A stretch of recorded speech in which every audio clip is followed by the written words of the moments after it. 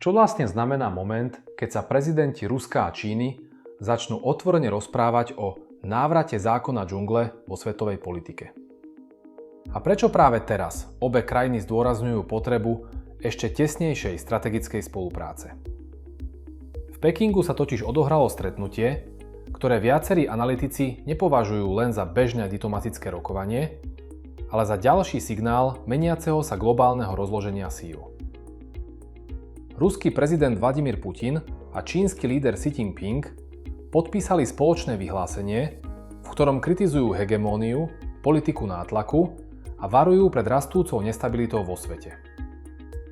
Hoci podobná retorika medzi Moskvou a Pekingom zaznieva už niekoľko rokov, tento raz prichádza v období, keď sa vzťahy medzi veľmocami ďalej komplikujú a geopolitické napätie rastie na viacerých frontoch naraz. Samotné stretnutie v Pekingu malo aj silnú symbolickú rovinu.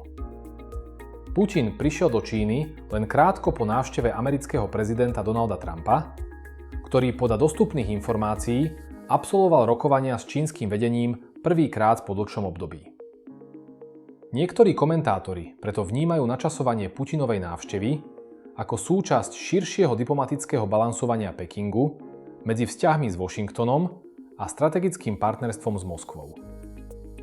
Čína sa totiž dlhodobo snaží prezentovať ako samostatné globálne centrum moci, ktoré nechce byť priamo vtiahnuté do blokového rozdelenia sveta, ale zároveň odmieta tlak zo strany Spojených štátov a ich spojencov. Xi Jinping počas rokovaní vyhlásil, že Čína a Rusko by mali v nestabilnej medzinárodnej situácii ešte viac posilniť svoju koordináciu.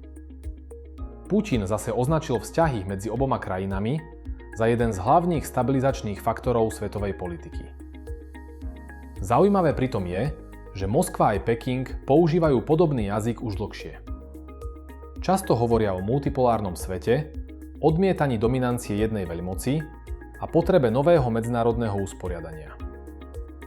Práve pojem zákon džungle, ktorý sa objavil v spoločnom vyhlásení, vyvolal veľkú pozornosť médií. Dokument tvrdí, že pokusy niektorých krajín ovládať svetové dianie spôsobom pripomínajúcim koloniálne obdobie zlyhali a že medzinárodné vzťahy sa stávajú čoraz komplikovanejšími. Hoci text konkrétne nemenoval Spojené štáty alebo západné krajiny, mnohí analytici sa zhodujú, že vyhlásenie bolo namierené najmä proti západnému vplyvu a geopolitickému postaveniu USA. Treba však dodať, že podobná interpretácia nie je univerzálna. Západné štáty dlhodobo odmietajú tvrdenia Ruska a Číny o údajnej hegemónii. Argumentujú tým, že medzinárodné aliancie ako NATO alebo ekonomické partnerstvá vznikajú dobrovoľne a sú založené na spoločných bezpečnostných a ekonomických záujmoch. Kritici Moskvy a Pekingu navyše upozorňujú, že obe krajiny sami presadzujú vlastné geopolitické záujmy veľmi tvrdo a často kritizujú Západ za kroky, ktoré by vo vlastnej sfére vplyvu presadzovali podobným spôsobom. Jednou z najdôležitejších tém rokovaní bola podľa dostupných informácií energetika. Putin označil energetickú spoluprácu za hnaciu silu rusko-čínskych vzťahov a zdôraznil pripravenosť Ruska pokračovať v dodávkach ropy, plynu a uhlia na čínsky trh. Toto je mimoriadne dôležitý bod, pretože po začiatku vojny na Ukrajine sa Rusko postupne snaží presmerovať veľkú časť exportu energií smerom do Ázie. Európske krajiny totiž výrazne obmedzili dovoz ruských energetických surovín a Moskva začala hľadať alternatívne trhy. Podľa údajov ruskej vlády dodalo Rusko minulý rok Číne viac ako 100 miliónov tón ropy a desiatky miliárd kubických metrov zemného plynu. Obchod medzi oboma krajinami zároveň podľa Moskvy prekročil hranicu 200 miliárd dolárov ročne. Niektorí ekonómovia tvrdia, že práve ekonomická spolupráca je dnes základom celého partnerstva medzi Ruskom a Čínou. Iní však upozorňujú, že medzi oboma krajinami stále existuje určitá nedôvera a nerovnováha. Čínska ekonomika je totiž výrazne silnejšia a Moskva sa podľa časti analytikov môže postupne dostávať do pozície mladšieho partnera. Veľkú pozornosť vyvolal aj projekt plynovodu Sila Sibíri 2. Ide o plánovaný viac než 2600 km dlhý plynovod, ktorý by mal viesť zo sibírskych nálezísk cez Mongolsko do Číny. Projekt sa spomína už niekoľko rokov, ale jeho realizácia stále nie je definitívne potvrdená. Hovorca Kremľa Dmitrij Peskov uviedol, že obe strany sa zatiaľ zhodli len na základných parametroch projektu, vrátane trasy a spôsobu výstavby. A práve tu sa objavuje jedna z najzaujímavejších otázok celého rusko-čínskeho partnerstva. Naozaj vzniká pevná geopolitická aliancia, schopná dlhodobo meniť globálnu rovnováhu síl? Alebo ide skôr o pragmatické partnerstvo, založené hlavne na ekonomických a strategických záujmoch proti spoločnému tlaku Západu? Ako teda Čína vníma svoju súčasnú spoluprácu s Ruskom? Podľa dostupných informácií sa Peking snaží udržiavať pomerne opatrnú rovnováhu. Na jednej strane odmieta západné sankcie voči Moskve a kritizuje rozširovanie bezpečnostných blokov či tlak Spojených štátov. Na druhej strane sa však zároveň vyhýba otvorenej vojenskej podpore Ruska a stále sa snaží zachovať stabilné obchodné vzťahy s Európou aj USA. A práve tento balans je jedným z najdôležitejších faktorov celej geopolitickej situácie. Čína totiž zostáva výrazne prepojená so západnou ekonomikou.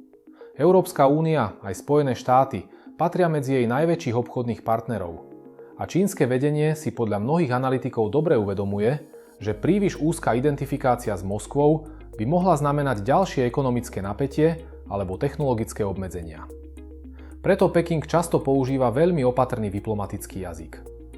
Napríklad vo vyhláseniach o vojne na Ukrajine opakovane hovorí o potrebe odstrániť základné príčiny konfliktu, no zároveň sa vyhýba priamému odsúdeniu ruskej invázie. Práve tento postoj vyvoláva rozdielne reakcie. Moskva oceňuje, že Čína nepristúpila k západným sankciám a zachovala ekonomickú spoluprácu. Západné krajiny však často tvrdia, že Peking tým nepriamo pomáha Rusku zvládať dôsledky medzinárodnej izolácie. Čínska strana podobnú kritiku odmieta a tvrdí, že podporuje dialóg a stabilitu. Treba však dodať, že neexistuje úplná zhoda ani medzi samotnými analytikmi. Niektorí tvrdia, že Čína sa snaží využiť oslabenie Ruska vo svoj prospech. Iní hovoria o dlhodobom strategickom partnerstve, založenom na spoločnom záujme obmedzovať globálny vplyv Spojených štátov. Dôležitým momentom spoločného vyhlásenia bola aj kritika amerických a izraelských útokov na Irán. Rusko aj Čína vyzvali na rokovania a zabránenie ďalšej eskalácie konfliktu na Blízkom východe. To je zaujímavé najmä preto, že Peking sa v posledných rokoch snaží vystupovať ako aktívnejší diplomatický hráč aj mimo Ázie. Napríklad minulý rok sprostredkoval obnovenie diplomatických vzťahov medzi Saudskou Arábiou a Iránom, čo viacerí pozorovatelia označili za významný diplomatický úspech Číny. Niektorí odborníci preto hovoria o postupnom vzniku alternatívneho mocenského centra okolo Číny a Ruska. Podľa tejto interpretácie sa svet postupne posúva od obdobia dominantného postavenia USA smerom k multipolárnemu systému, kde bude väčšiu úlohu hrať viacero regionálnych mocností. Iní analytici sú však opatrnejší. Upozorňujú, že medzi Moskvou a Pekingom stále existujú historické aj strategické rozdiely a že ich partnerstvo je zatiaľ viac pragmatické než ideologické. Otázkou preto zostáva, kam sa tieto vzťahy posunú v najbližších rokoch. Ak bude pokračovať napätie medzi Západom na jednej strane a Ruskom s Čínou na strane druhej, tlak na ďalšie prehlbovanie spolupráce môže rásť. Zároveň však platí, že Čína pravdepodobne nebude chcieť úplne prerušiť ekonomické väzby so západnými krajinami, od ktorých je stále výrazne závislá. A práve tento balans medzi strategickým partnerstvom s Moskvou a ekonomickou realitou globálneho trhu môže byť jednou z hlavných tém svetovej politiky v nasledujúcich rokoch.